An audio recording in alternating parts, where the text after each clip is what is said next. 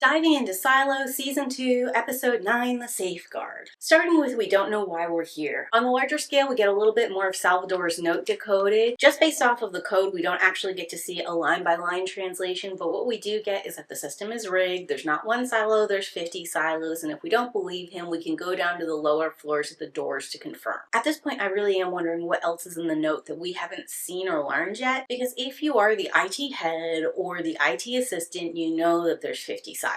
And presumably, you know the system is rigged because you're the one doing the manipulation. So like, what was that middle chunk that Salvador was afraid people wouldn't believe and that you need to go down to the bottom of the silo for confirmation for? Is it possible that Salvador left this note hoping that someone besides the head of IT or the Shadow would receive this information? And even then, what was he hoping they'd manage to do? Moving into the micro level, going character by character, let's start with Knox and Shirley. They're still trying to do a rebellion and it's pretty clear they're bad at it. Have no experience, don't know what the next steps are, and don't even know if anyone else in the silo is on their side. They're kind of like reaching out blindly, hoping that something is gonna work out. Which brings us into Walker, who is still spying, really can't get out of it now that the camera is on her, although she's feeling increasingly guilty as time goes on. She kind of has a mysterious conversation with Knox that could be indicating he's close to figuring out who the spy is, or maybe this is like his coded way of saying he knows she's the spy. Either way that goes, in the last episode, it does really highlight the difference between Bernard's leadership and Knox's leadership, where Bernard is always using the stick and threatening people you love and care about, and Knox is always willing to let people back into the fold, forgive them, to have full transparency, and to take care of one another instead of trying to like threaten them into silence and control. Which I think is kind of like an interesting feature of Knox's leadership, specifically at this juncture, because it seems like they're about to team up with Rob and Camille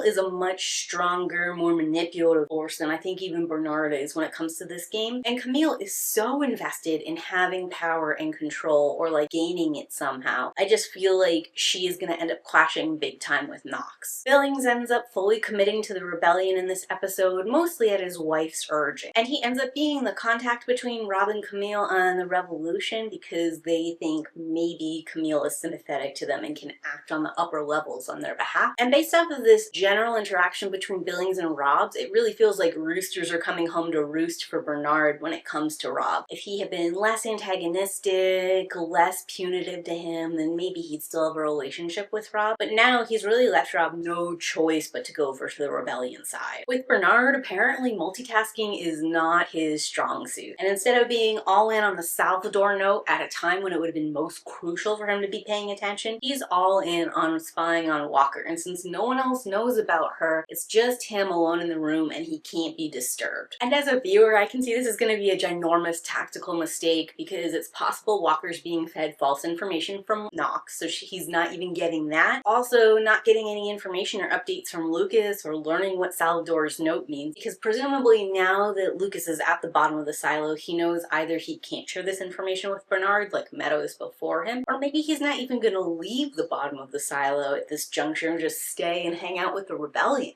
Also, I think Bernard doesn't fully understand the potential ramifications of asking the deputies to participate in quelling the rebellion, because for a lot of these deputies right now, who the rebels are is this like mysterious, ambiguous force that they can go ahead and project evil and bad intentions to. But if they actually end up running a detention facility for the rebels, they're gonna see that these people are their friends, their family, their neighbors, people who look just like them, and just like them have questions, concerns, and fears, and are looking for answers. Which honestly, some of the deputies are also concerned and full of questions. So that's going to draw more similarities than differences. It's going to stop demonizing the enemy and start creating bridges and alliances. We don't see that as much in Judicial because Judicial has been let in on a certain level of secret knowledge, so they kind of feel like they have this special information and access to relics above the rest of the silo, and they also feel able to give punishment to anyone else in the silo. So like this little power trip, this little boost of extra knowledge puts them firmly in Bernard's side, where we just don't have that same alliance with the deputies. Also, if the deputies are maintaining a detention center, they're going to witness whatever it is Judicial is doing to these people, and that all on its own might turn them against Bernard. As a very small sidebar, we can now officially confirm that Bernard is not Russell from Silo 17. Very early in this season, I speculated it was possible that he had fled from Silo 17 into Silo 18 after the rebellion, but now that we we've got the reveal of exactly what happened to Russell and the fact that Russell's suit is still in Silo 17, I can say confidently that's not the situation. Moving into Lucas, it does seem like we're trying to give him a redemption arc for the wrongs that he committed against Jules and possibly for like his pompous attitude up to this point in the season. Actions speak louder than words, but I am gonna try to leave space for him to do the right action instead of just saying the right things. I'm seeing a couple warning signs though, as he does tell Shirley there's the possibility Jules is alive, but he doesn't really explain why he feels that way. You know, that there are other silos out there and Jules went into one of them when they lost her camera read. Because her being still alive when they lost camera reading in and of itself isn't really enough to suggest she survived. It's that she got to safe shore before her oxygen ran out potentially that really indicates potential living. What Lucas does now that he's found the door and started interacting with this AI is going to make a lot of decisions for me. And at this point, I don't even know what his options really are because I don't understand what the safeguard is. Moving into Rob and Camille Sims, this is the episode where they officially turn on Bernard. Rob is going to go after the Silo 18 keychain that leads to the server room, and Camille is going to be the front face that deals with the rebellion for him. In season 1, I found Rob capable, menacing, looming in those shadows. I think turning that around on Bernard is going to be really satisfying. And in season 1, it seemed like Camille was actually the more dangerous one, which we've gotten a couple more hints of. So I think her dealing with the rebellion is also going to be very interesting. And over in Silo 17, starting with Solo, it's finally confirmed that he is Russell's son, which is something I had speculated on and then kind of got lost in the sauce when Jules realized he wasn't the Shadow. Should have stuck to my guns there. Turns out I was right, but this is a fun realization, great set of flashbacks. That traumatized child arrested in a 12-year-old mental space is really compelling and goes a long way to sort of like redeeming Solo, explaining some of his weirder, more erratic, even dangerous behavior. I like too that we got a little bit of a healing moment here for Solo where he understands that these people trying to get into the vault are just like his father trying to support their baby. And also Solo's interest in there being a child and like helping protect, feed, raise a child is really sort of like sweet and harkens back to this maybe core of innocence that sort of got preserved in time when everyone else he could interact with was gone. With Jules, something I've always admired about her character is her general humanity. She's great at being very goal-driven, smart, detailed-oriented, but even when she has like a dire thing she has to go do, she always seems to have enough time to pause, look at the humans around her, and care about them as well as sort of like nurture them and make sure there are good outcomes. The others in Silo 17 are all children of the survivors. None of them have actually lived through the rebellion proper. I thought it was an interesting choice to make this teenage girl the most ruthless of all of the three kind of like leaders of this little kid group, based on the familiar stereotype that the man is the leader and he's the one always charging for violence, where in this case it's this girl who's like angry and hurt and looking for vengeance, and it's the boy who's a little bit more reasonable,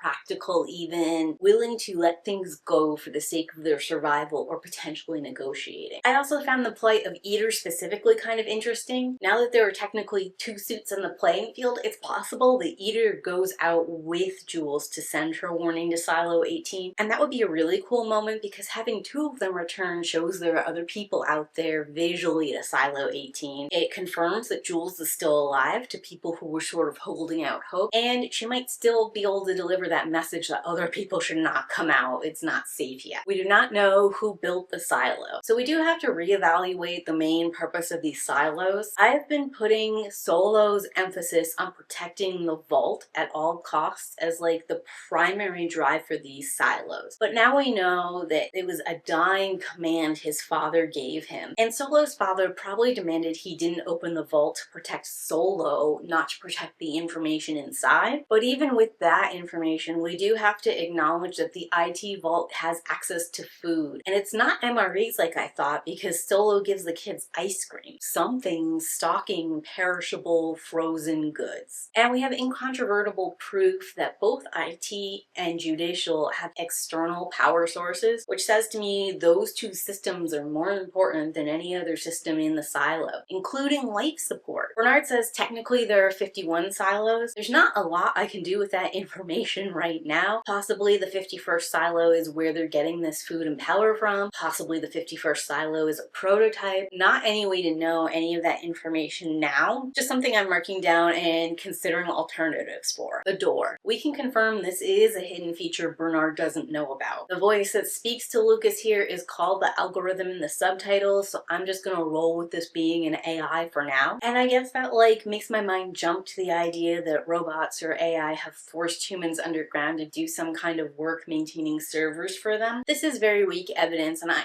am assuming the worst of the AI when I jump to that conclusion. It's still possible a natural disaster happened and humanity created this AI to protect human interests, knowing that humans historically have not been capable of doing it for themselves. I'm really curious to see where else Lucas goes with this. Like, was this the end of this conversation, or do they continue to talk in episode 10? And then lastly, the AI threatens Lucas with the safeguard. What is that? It's possible the AI voice is bluffing. It's possible the safeguard is something neutral, and then of course there's the more grim understanding that the safeguard is eliminating all of the humans in this specific silo. But if they need the humans to maintain whatever's in the IT room, this safeguard feels fairly hollow unless they have a way to replace the humans they exterminate. It's something I'll be looking out for sure in episode 10, and I'm really looking forward to that last episode. We don't know why everything outside is the way it is, so I think the last time I discussed this in any detail, we were talking about Solo's theory that it was toxic soil that kill people when they go outside, and I just want to like tackle that theory one more time, because when we originally covered it, I was sort of assuming that Solo knew something. Solo's theory is just that. It's not a bad theory based off of all the information we know. The people who went outside in 17 unprotected got farther than anyone with PPE ever has and lived for longer. But this could be for reasons not related to like toxic soil necessarily. The cleanings were announced and something that everyone in the silo viewed, which means the AI that is observing them and tracking them,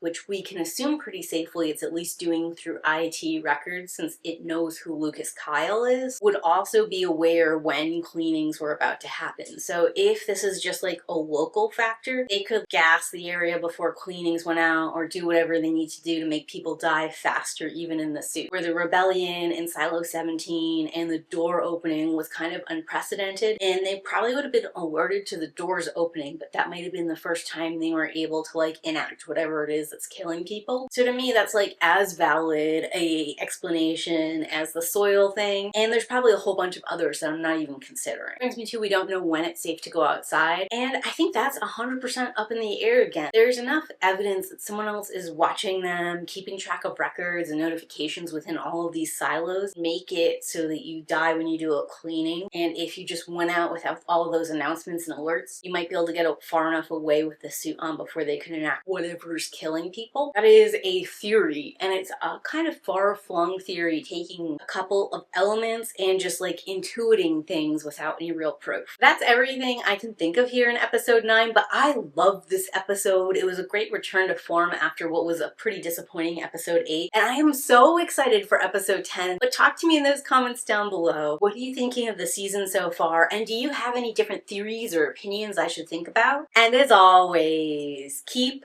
reading.